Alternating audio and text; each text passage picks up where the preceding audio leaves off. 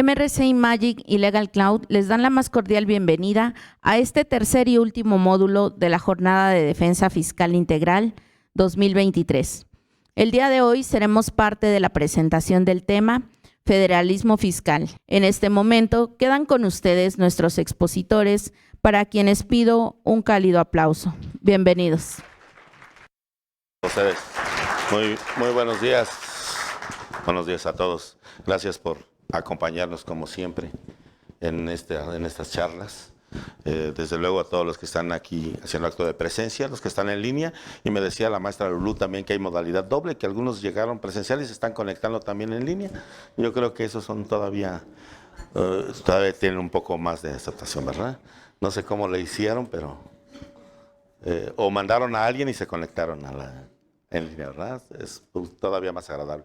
Bien, la charla de hoy, ¿por qué el federalismo hacendario? Miren, lo importante del federalismo siempre es conocer y saber cómo se constituyó nuestro país primero, porque existen muchísimas controversias a nivel mundial, o mejor dicho, existen incertidumbres y sobre todo confusiones, porque confundimos lo que es un Estado republicano con una confederación, o lo que es peor, con un Estado monárquico constitucional. Y después queremos que las tradiciones jurídicas sean las mismas para todos los países, y definitivamente no es correcto. De tal manera que cuando nosotros vemos que existe una norma española y la queremos traer a México, debemos primero conocer su tradición jurídica y decir por qué razón ellos legislan de tal o cual manera, para que nosotros también podamos traernos una norma. De hecho, a veces nos traemos las leyes idénticas como las plasmaron y queremos que encajen en nuestro sistema jurídico mexicano, lo cual no es posible. Ellos tienen un sistema monárquico constitucional, son una república pero monárquica constitucional. No es como México, que es una república federal, ¿verdad? Que cambia mucho su sentido. Nosotros tenemos un sistema similar al sistema norteamericano. Sin embargo, hay que tomar en cuenta que el sistema norteamericano tiene una tradición jurídica todavía un poco diferente. Y no digamos un poco, sino bastante diferente. Ellos creen en el sistema creacionista, es decir, creen en Dios. ¿Sí? Y lo ven ustedes en las películas siempre, ¿no? Cuando se hace un juicio, sacan la Biblia, colocan su mano derecha y se jura decir la verdad y nada más que la verdad, ¿sí? Y obviamente eso no es falso. Sí, nosotros vivimos en un sistema evolucionista. Nuestro sistema es muy diferente. Nosotros somos un sistema laico, de tal manera que a veces cuando vemos una norma norteamericana y decimos, es que ese derecho norteamericano aplica de tal manera, queremos encajarlo en el sistema mexicano. Eso no puede ser, no cabe en el sistema mexicano. Siempre debemos entender que hay que modificar algunas aristas de la norma para que quepa en el sistema mexicano. De otra manera, vamos a tener tenemos controversias incluso con otros derechos en nuestro sistema. Y ahí tenemos las consecuencias luego de que nuestros derechos colisionan, ¿verdad? Un derecho no encaja con otro, se pelea con otro derecho, y entonces tenemos por ahí ya la idea de Robert Alexy de la teoría de la proporcionalidad para efectos de determinar qué derecho va sobre otro en determinado momento, ¿no? Porque no hay una clasificación exclusiva de los derechos. Eso lo vamos a ver más adelante en la última parte que me corresponde. Seguiría el doctor Cuauhtémoc, que él inicia propiamente la charla, en cuanto a todo lo que es el sistema federal en materia política, social, económica, cómo surge el federalismo a nivel mundial, y después el doctor Juan José Bartolo Alemán hablará precisamente del sistema exclusivamente mexicano, en pro ya exclusivamente en el sistema federal integrado comparado con el de Estados Unidos, desde luego, y con unos casos. ¿Para qué queremos saber de federalismo? ¿Cómo lo aterrizamos en materia de los impuestos, verdad? Porque ¿de qué nos sirve conocer de alguna manera si es correcto o no la aplicación del sistema federal mexicano si no sabemos a quién le compete determinada actividad? Porque existe demasiada confusión precisamente en materia de competencias, porque pensamos que el 124 de la Constitución, la mayoría le denomina cláusula residual y no es cierto. No es lo que sobra como el residuo para los estados. Nosotros vivimos en un estado federal por integración, no por segregación. Y al ser integrado implica precisamente que los estados de alguna manera se dieron facultades. Ojo, se dieron facultades, no se dieron soberanía. La soberanía no se puede ceder, se ceden facultades. Y esas facultades que se ceden para integrar un nuevo órgano, un nuevo ente llamado federación, precisamente permite que exista ese representante a nivel nacional y todos los demás queden representados por ese nuevo ente. Y por eso ese 124 establece claramente la norma, o establece claramente que todas aquellas facultades que no fueron otorgadas a los funcionarios de la federación se consideran reservadas para los estados. Es bastante clara. Es decir, esas facultades únicamente son parte de una cesión de derechos, digamos de alguna manera, ¿no? Pero la soberanía se la sigue reservando el Estado. Y eso lo vamos a ver muy claramente cuando se vea, el doctor Juan José va a ver el artículo 1 de la Constitución de Estados Unidos, la sección segunda, el punto número 3, se ve muy claramente que ellos sí distribuyeron perfectamente bien la causación del impuesto sobre la renta para efectos de a quién le compete y quién lo administra.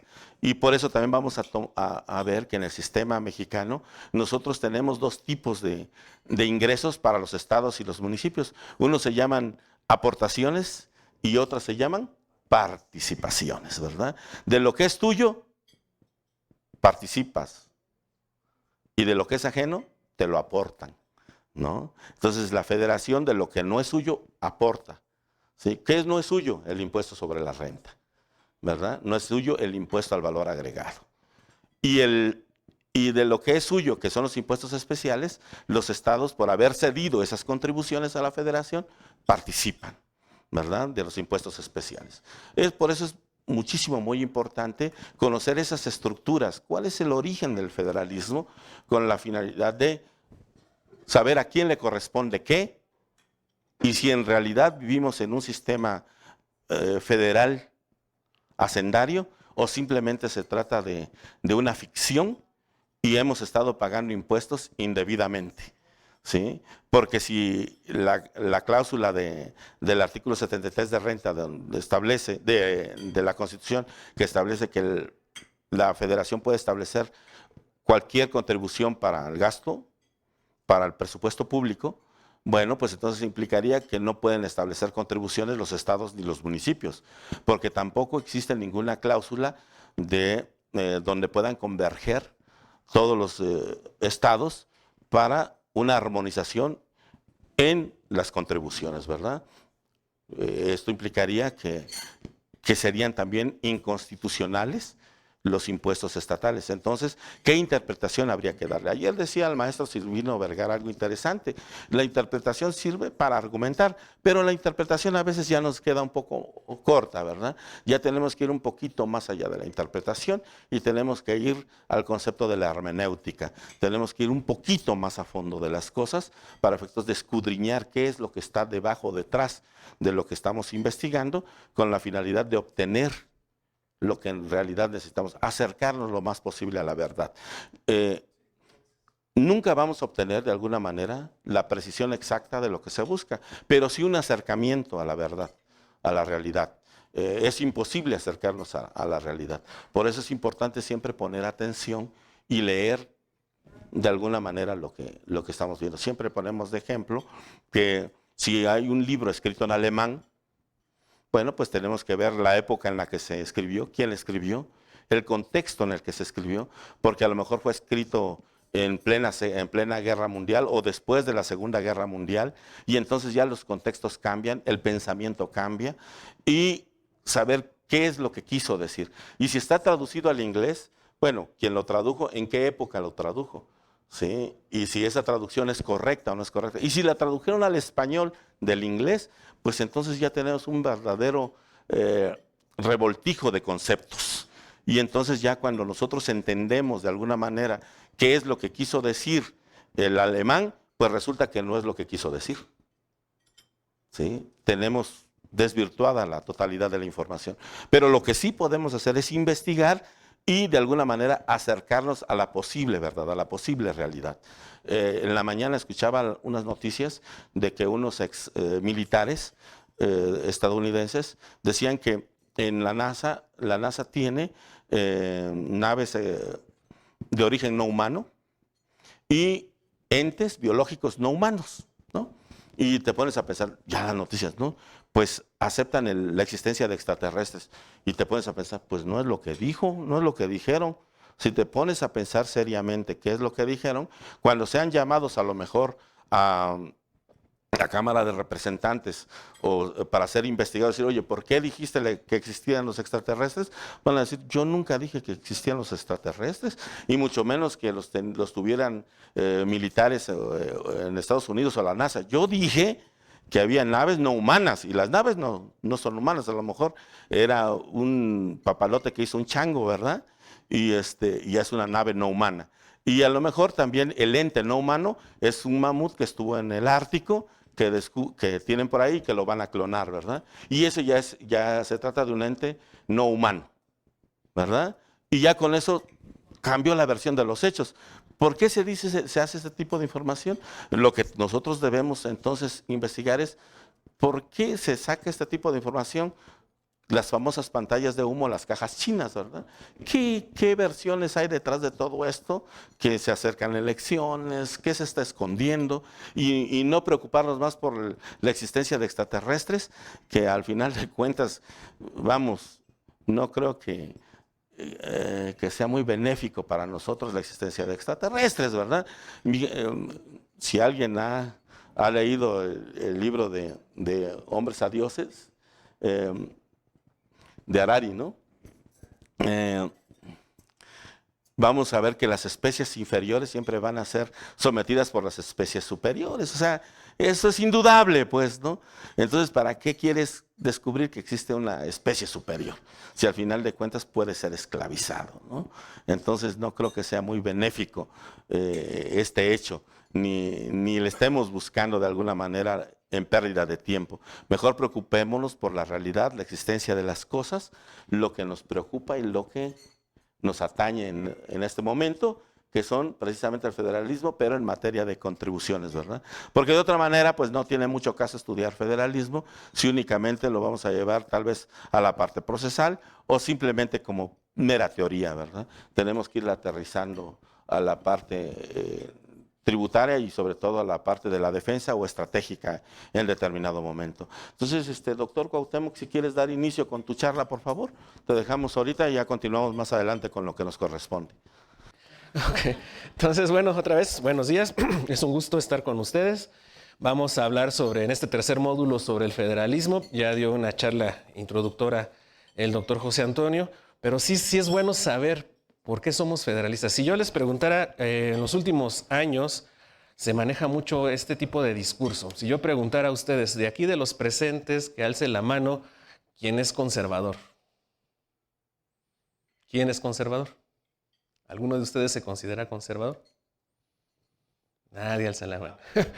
¿Alguien aquí se consideraría? Sí, y no queremos alzar la mano, ¿no? Hemos escuchado mucho en los discursos políticos de los últimos años sobre eso, ¿no? De que los conservadores, si aquí les preguntara, ¿alguno de ustedes se considera, si no hay aquí ningún conservador, se supone que por default todos deberían ser liberales? ¿Es correcto?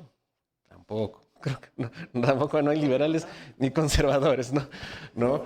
Entonces, si vemos en lo largo de las últimas épocas se maneja este discurso, pero realmente es correcto. ¿No? ¿Es correcto decir en México existen liberales y conservadores? ¿No? Entonces como que sí entra un poco en duda, ¿no? Porque el concepto actual que tenemos de conservador es aquel que sea opositor a la administración actual, ¿sí? Y el que no es opositor y es simpatizante, pues sería la parte buena o la parte liberal. Entonces, como que se empieza a manejar un discurso de esta naturaleza entre liberales y conservadores. Y hasta llegamos al punto de decir conservador como que es un sinónimo de maldad, ¿no? De malo, de que no quiere que avance el país, y liberal todo lo contrario. Pero realmente este es el concepto, pues parece que no. No parece que este es un concepto que se ha venido manejando pues políticamente, de alguna manera de control político en la actualidad. Sin embargo, sí existió en la época del México liberal y conservador.